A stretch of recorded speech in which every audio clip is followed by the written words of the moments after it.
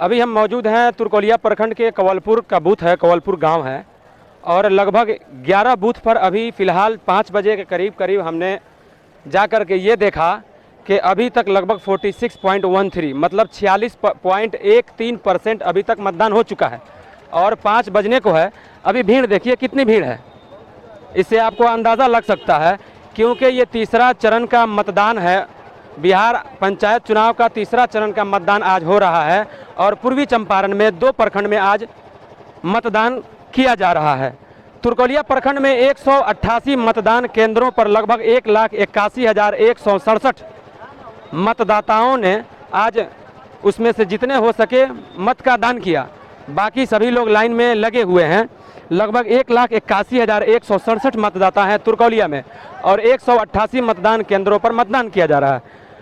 46.13% अभी तक 11 मतदान केंद्रों पर जाकर के हमने जो परसेंटेज निकालने की कोशिश की उससे पता चला कि अभी 5 बजे तक लगभग 50% भी मतदान नहीं किया जा सका है।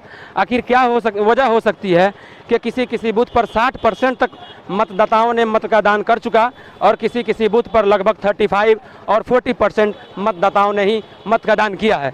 अभी हम कवलपुर में मौजूद हैं, आप भीड़ देख सकते हैं, जिधर दिखाइए, इधर भी दिखाइए, इधर दिखाइए, कितनी भीड़ है। लोग लाइन में लगे हुए हैं, 5 बज चुका है। कैमरामैन दाऊद के साथ मैं आसन ज़िया, NN न्यूज़ मोतिहारी।